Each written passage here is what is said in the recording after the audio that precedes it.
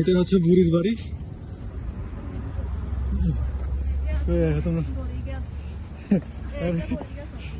এটা রে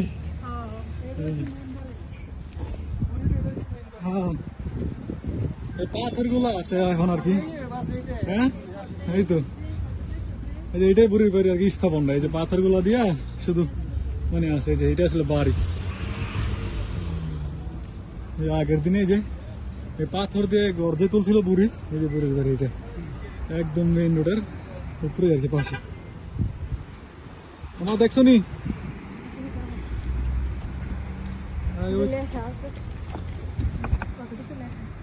এটাই আসছিল বাড়ি। হ্যাঁ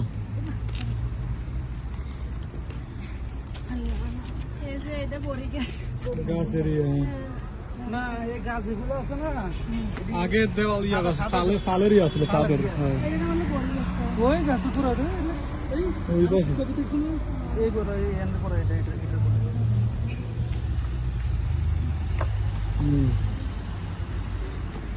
সব পাথর আগে তো আমরা যখন আসছিলাম তারপরে দেওয়াল দেওয়া ছিল। এই যে এটা হচ্ছে বাড়ির দেওয়াল, দেখো মস্ত করে।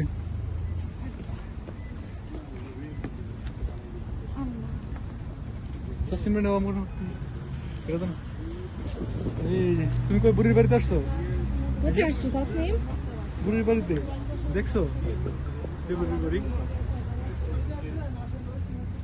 ওই যে মসজিদ ওনাদের রাসূল সাল্লাল্লাহু আলাইহি ওয়াসাল্লাম নামাজ পড়তো।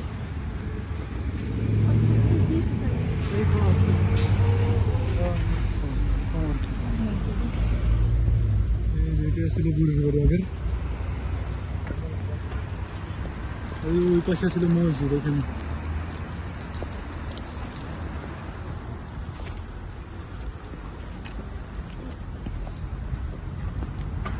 এটা মসজিদ ছিল না আগে?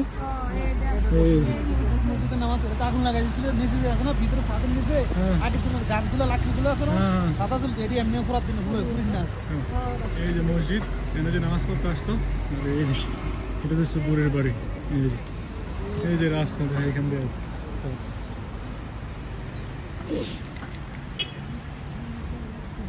এই যেটা হচ্ছে মসজিদ, এখন নামাজ পড়তে আসতো যে এই রাস্তা দিয়ে। আর এই এইটা হইতেছে হলো বুড়ির বাড়ি। এই যে শুধু ওই স্থাপনটা আছে, ছোট্ট একটা স্থাপন। এই যে ওই যে পাহাড় কত বড় বিশাল, পাহাড় নিচে আর কি।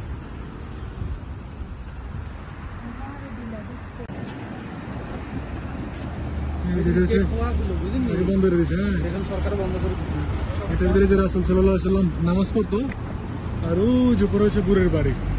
তো এখান থেকে যে এইখানটা রাস্তাটা ছিল, তো এটা দিয়ে মূলত যাওয়ার পথে বুড়ি কাটা দিয়ে রাখতো, যে আমরা যেগুলো শুনছি আর কি জানার মধ্যে। এইটাই হচ্ছে এই যে টয়লেট।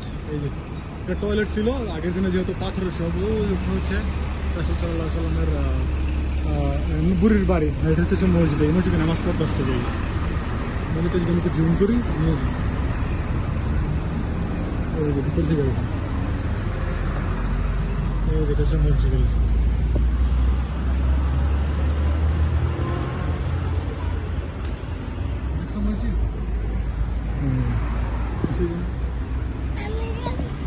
ভিতরে জানাবে যে আটকে রাখছে।